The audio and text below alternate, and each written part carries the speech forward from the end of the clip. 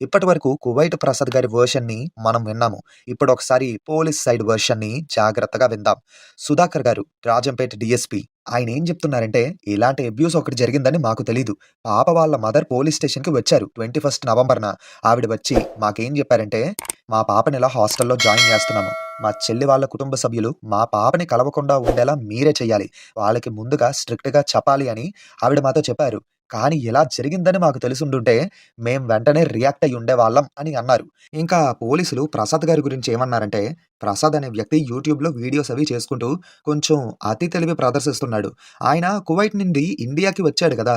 ఇండియాకి వచ్చి డైరెక్ట్‌గా ఆ పని చేయడం కంటే, ముందుగా ఒకసారి కోడూరులో ఉండే సీఐని గాని, రాజంపేట్ స్టేషన్‌లో ఉండే నన్ను గాని సంప్రదించుండుంటే సరిపోయేది కదా! అని డీఎస్పీ సుధాకర్ గారు అన్నారన్నమాట.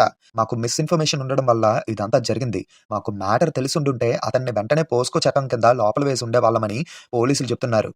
ఆగాలి. ఫుల్ వీడియోని షార్ట్ వీడియోలో చెప్పడం కుదరదు. కింద రిలేటెడ్ వీడియోస్ దగ్గర లింక్ ఉంది. దాని మీద క్లిక్ చేయండి. ఫుల్ వీడియో చూడండి. నచ్చితే ఖచ్చితంగా లైక్ చేసి సబ్స్క్రైబ్ కూడా చేయండి.